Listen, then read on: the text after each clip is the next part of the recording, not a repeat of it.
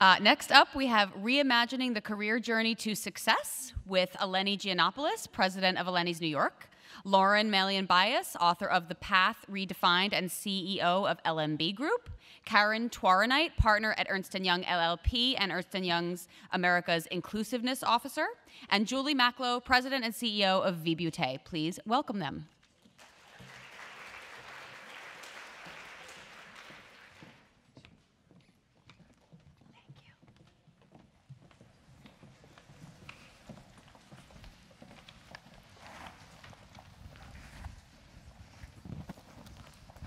Hello, everyone. Good morning. I'm really honored to be able to be here with all of you today at the S.H.E Summit and with all of my amazing panelists to talk about how we reimagine the journey to career success and to our career in general. And it's really special for me because I've actually just written this book called The Path Redefined, Getting to the Top on Your Own Terms, that talks exactly about this topic. So getting the perspective of these amazing women is going to be really wonderful this morning, and so I know that we're in for a treat.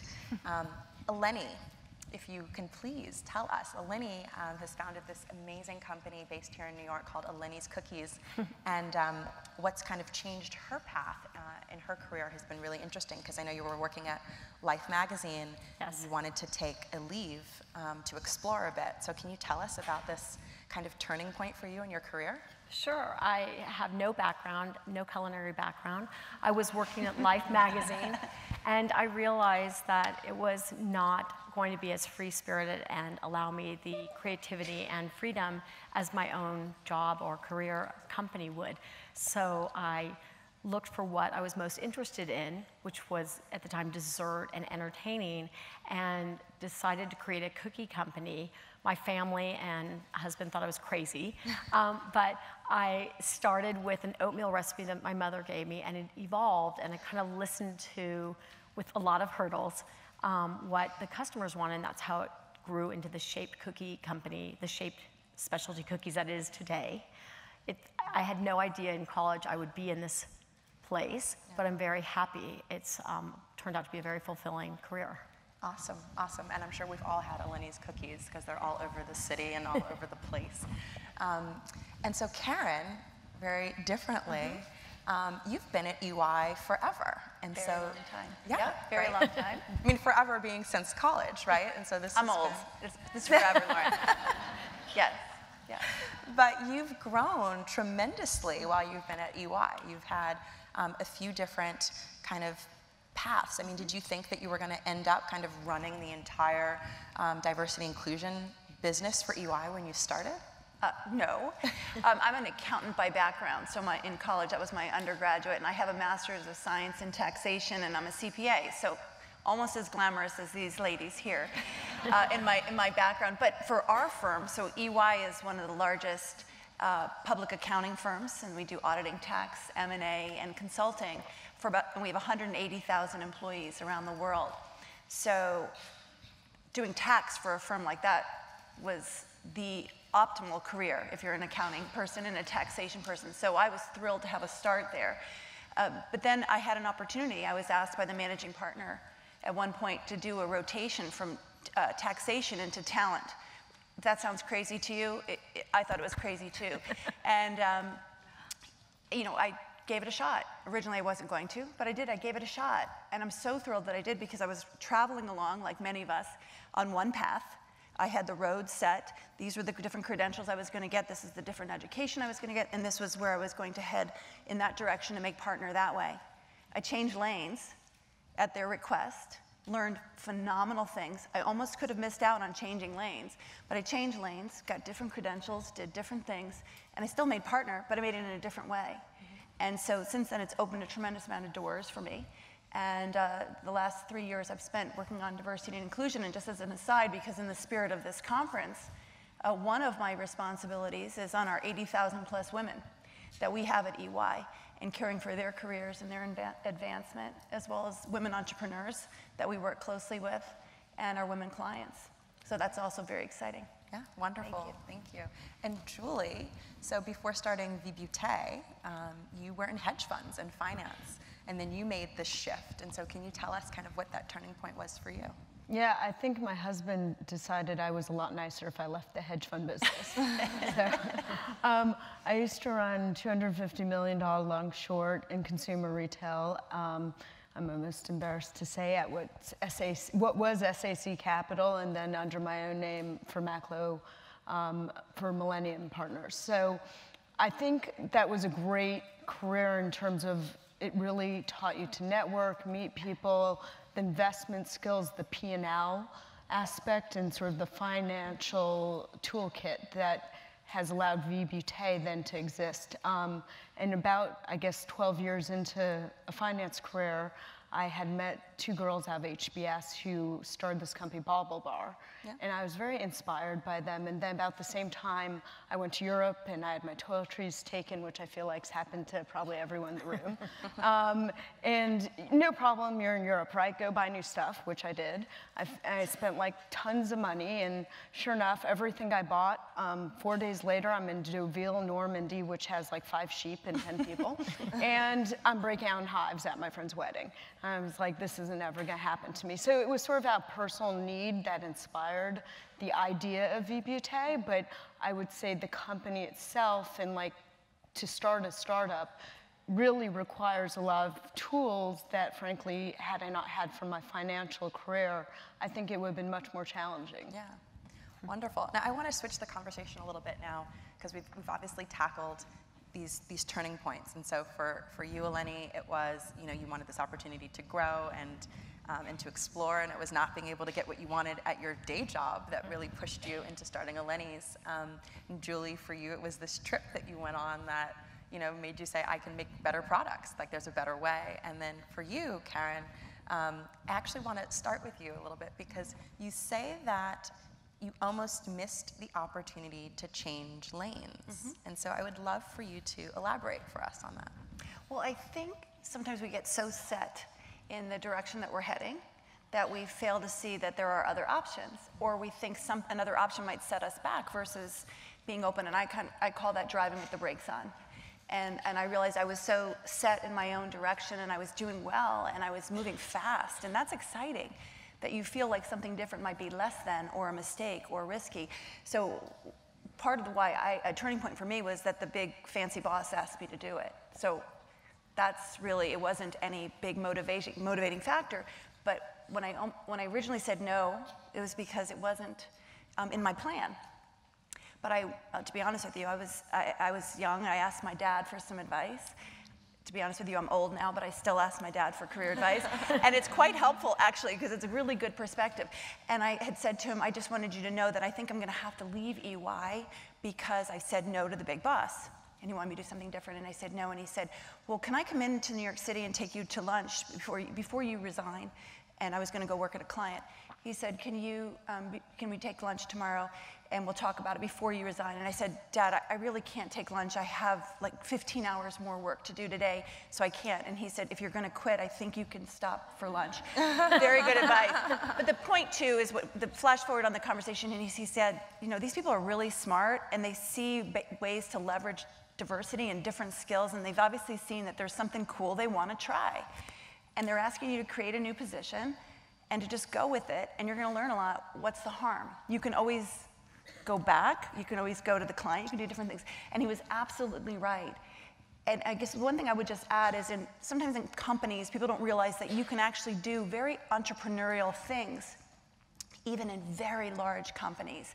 I've had the opportunity 3 or 4 times now to create a new spot because people sponsored me to try it. But you just have to be open-minded enough to say, if it interests me, if my values are aligned with the company, and I think I can do it, I think what Norma Kamali said, you can go for it. But your growth at EY, if I recall correctly, was that you also continued your education while you were at EY. And yes. One opportunity was really at the push of EY to say, hey, Karyn, this is for your personal development. This is what we want you to do because we see this opportunity in you to become partner. This is what we need from you. And then another was really at your own request to say, hey, for my own personal development, there's some things that I'd like to do.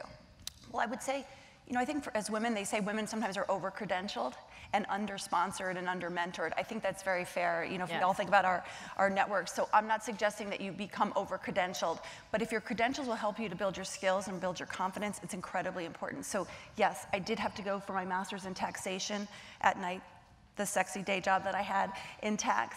But when I switched careers and they asked me to run talent, I couldn't not have the skills to give me the confidence and to learn. So I also went back to school, to Cornell and to Harvard Business School, to get strategic HR, you know, post-grad certificates. That helped me a lot. It helped me. Yep. So I asked them if they would sponsor me to do it, but it also made me better and to be able to add more value to them. Great. Thank you. And so it's been an amazing way for you to grow. Thank you. And so Eleni, you've built Eleni's Cookies into 20,000 square foot facility. Yes. 60, how many people? About 60 employees. 60 employees, 20,000 square feet. Like what, just for my own knowledge, how many cookies is that in a day? It's a lot. I mean, what's been the recipe to your growth, do you think? I think I feel like you're speaking to some of what I've experienced. I did not have as well laid out a path as it sounds like you did, but I looked at where I was at Life magazine, and I looked at my boss and my boss's boss, and I realized I didn't want to be there, and that's when I think the light was, you need to move. Within my own company, how do you get to 20,000 square feet? Small baby steps. Yep. It's about the hurdle of starting the company out of your kitchen and then saying, with my husband, who was tremendously helpful in finding the Chelsea market space, which was all about women and safety and this inspiring chefs down there. And so that was a big hurdle. And then hiring your first employee, getting your first paycheck, putting myself on payroll, that was exciting. And then, you know, with a lot of time finding the plant in Queens, in Long Island City, which is a very happy place to bake, and it is 20,000 square feet, and I think a nice home for the employees.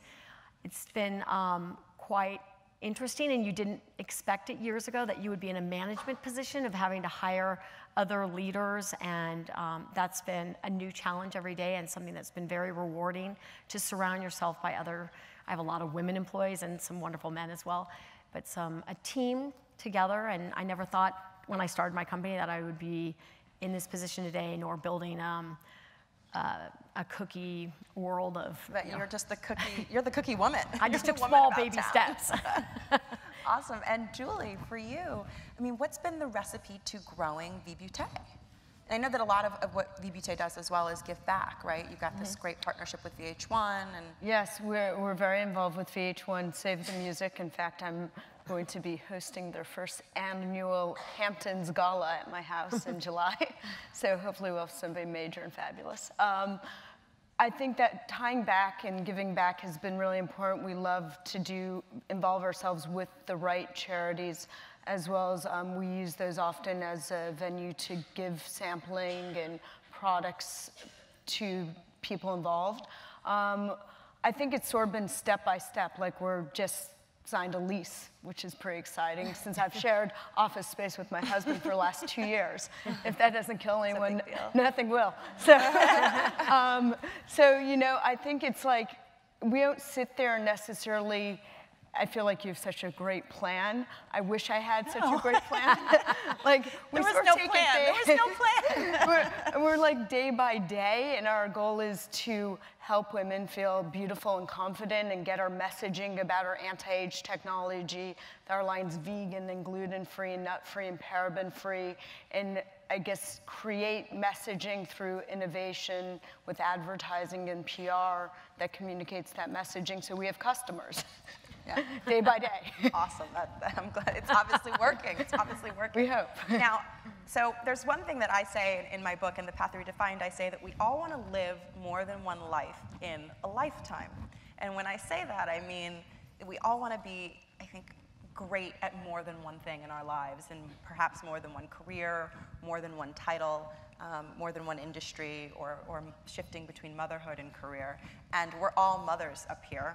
And so, since we have, I'm sure, a lot of mothers or soon-to-be moms in the room, I would love to get the take from you ladies on if kind of your career path makes you feel as though you're a better mom than you would have been if you had stayed on your original path that you thought you were going on? Like, do you feel, Eleni, that you're a better mom to be able to, you know, create your own company and kind of carve out your own schedule, as opposed to where you would be if you'd stayed at Life magazine?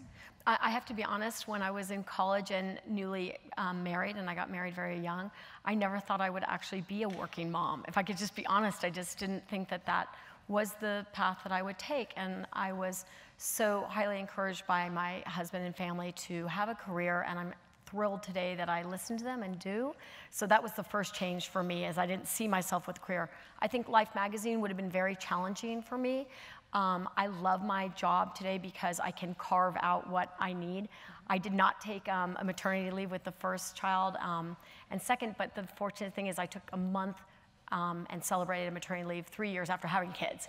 I love my company because I could scoot out yesterday for a soccer game, but owning a company is no picnic either. I mean, that still means that you're making up those hours, so you're working a Saturday at 6 a.m., this or that. Yep. So there are tremendous benefits, but you own the company, and at the end of the day, you're responsible for it all. Yeah. So it's a challenge, but I think my daughter and son are beyond thrilled that I own a bakery, let's face it. That has been a lot of fun to both of them.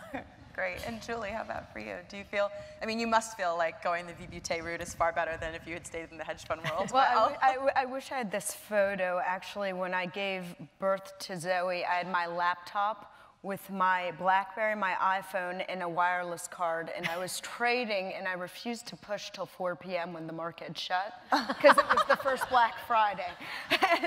So, yeah, I would say it's definitely a little bit less challenging. But that being said, I think, you know, to Eleni's point, there's a lot of hours you make up. So, you know, I'll put Zoe to bed at 7:30 or 8 and sort of be on the laptop till 10 or 11 p.m. and on weekends. Mm-hmm. And there's a lot of travel that necessarily you don't control. For me, part of the secret's been having a great husband who's super involved as well with the child raising responsibilities. So we share those responsibilities, which I think helps with sometimes I can't do everything. And it's recognizing that you have to do your best and spending quality time, realizing that's not necessarily the quantity. Okay. And Karyn, how about you? I mean, I feel like you've built your way to EY kind of really to the top. You're at the creme de la creme. So you get a lot of autonomy, but you also have a tremendous amount of responsibility, right? Yeah, I don't know about so much autonomy. No,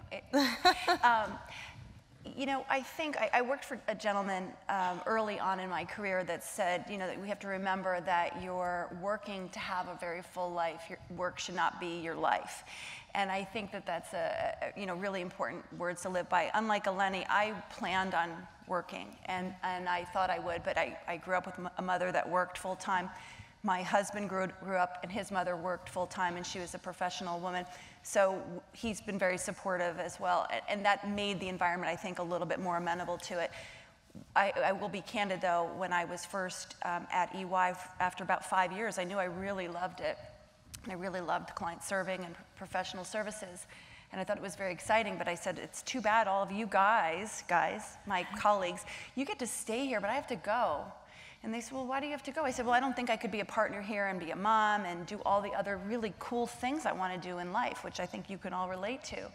And the reality is, what they helped me to see is that just because you didn't see something then doesn't mean you can't be what doesn't exist at that time. And so, you know, the workplaces have evolved, some workplaces. I think you just have to be open to finding those kinds of workplaces that offer broader flexibility from a sustainable perspective, that you can still work really hard, but still be able to achieve all of the personal and meaningful things that you have in your life. So I take it very seriously that in addition to being a really good partner, which I take a lot of pride in, I also feel that I'm a really good mom, I'm a really good wife. Some days my husband might not agree all the time. Daughter, up until recently I was a really good granddaughter. I was very fortunate to be very actively involved, and I'm a board member, so social services is important to me. I think you have the ability to do all of those things if you take control of it. I'm super organized, probably to a fault, but it really helps me to be able to have a very well-rounded life. And to be able to, I feel like I'm able to accomplish, not every week, but everything that I want to accomplish. Great, great. So something that I'm always really interested by is what success looks like in everyone's eyes. And it's interesting for me because I do a lot of speaking, and oftentimes when I'm in a room, some of the most successful people don't always know how they define success. It's just as if they've almost been a robot, like on this journey to get to this place. And so I would love to hear how everyone here defines success. Julie. Yeah, sure. I mean, since we have a beauty company, I would argue that success is helping women feel beautiful, more confident about themselves through having great skincare, and inner beauty defines external beauty. So we have, I feel like, a very purposeful mission, and our success as a company is built around achieving that mission for other women. And how do you personally define success? I personally define it as waking up the next day. Getting up, getting on the treadmill, you know, putting my kid on the bus, making it to work, and, you know, home by the end to see her and have dinner with her. But, you know, you have to try and fit it all in. And I think, as Karyn said, it requires a ton of great time management and organizational skills to really do it all. Eleni? I think success is changing every day. How I defined success 15 years ago is different than how I define it today. It has been the small hurdles, and you're allowed as an owner or as an entrepreneur within a company to say, this was a big hurdle for me, and I'm taking a moment to say, this was a success. We even did it this morning in our company meeting because, you know, it was a small thing, but success changes every moment. It could be getting the lease, getting the employees, hiring the right person. It could be a certain revenue point.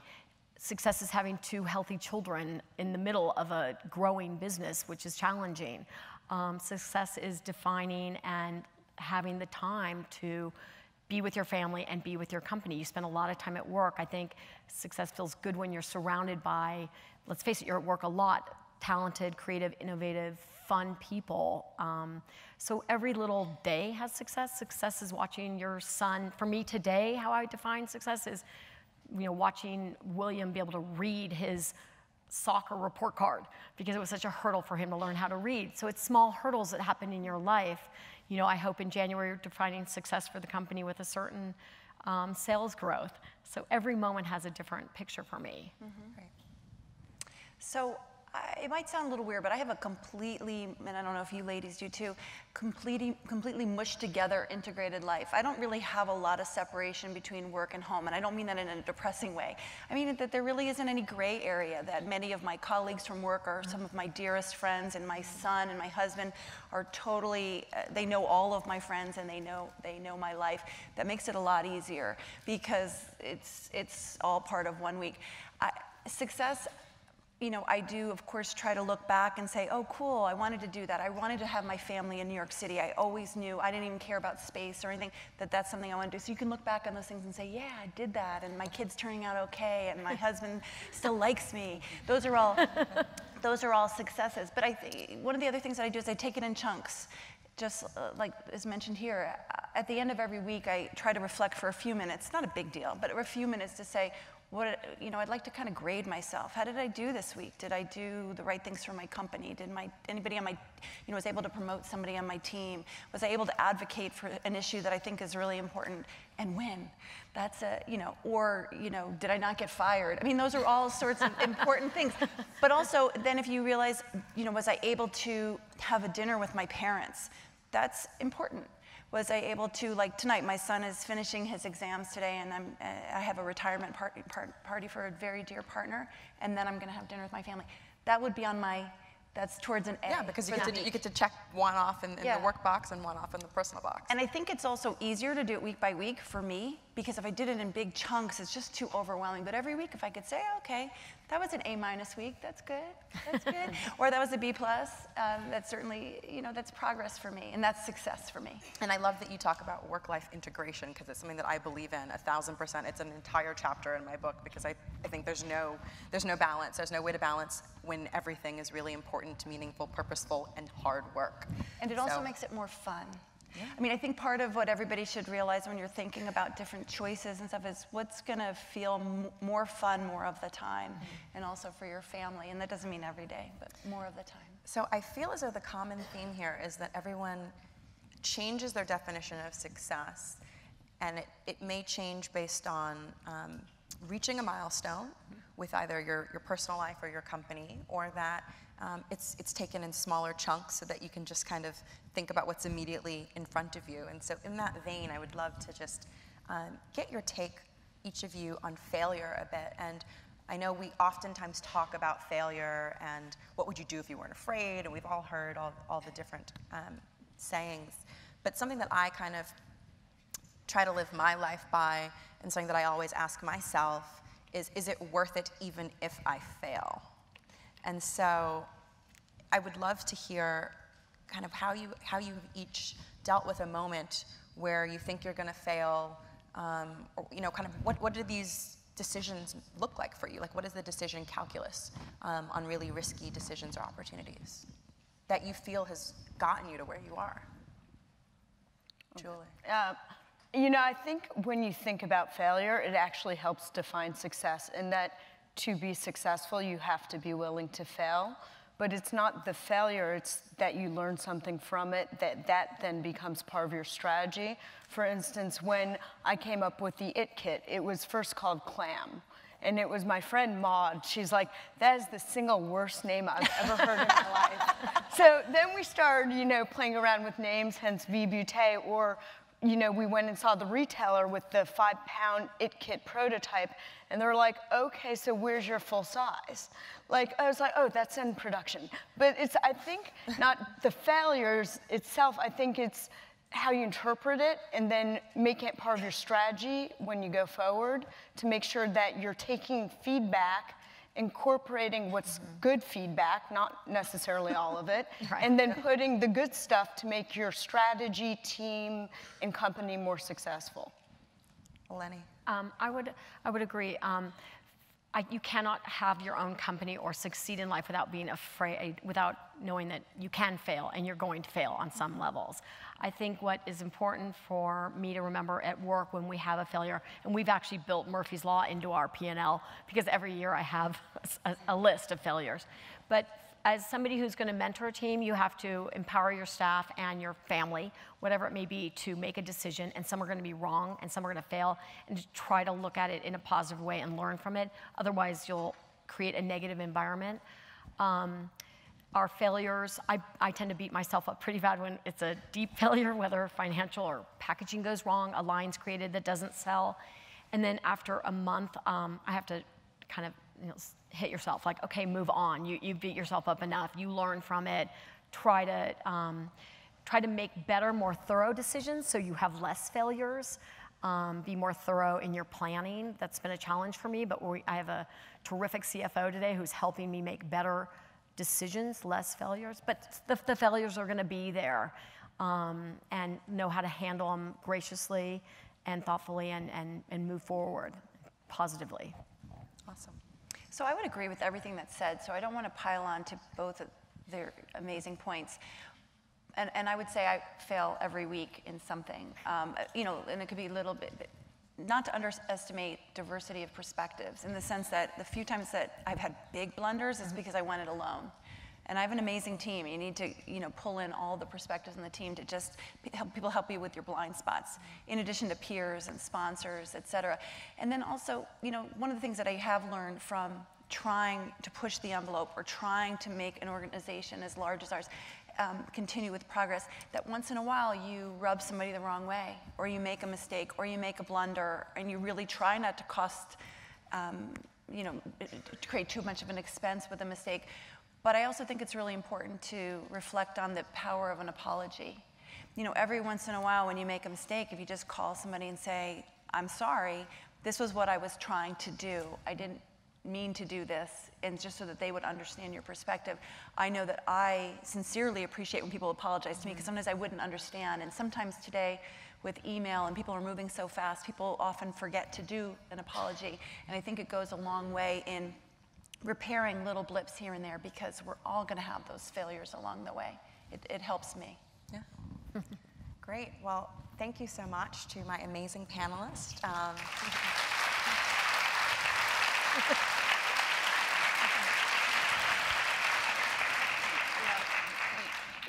These women have clearly gotten to the top on their own terms, and I put it in air quotes because it's the subtitle of the book, and so you guys have all clearly done that, and you're all also clearly already living the path redefined, so thank you for sharing all of the secrets to your journey with us today. Thank you. Thank you so much. Thank you. Thank you.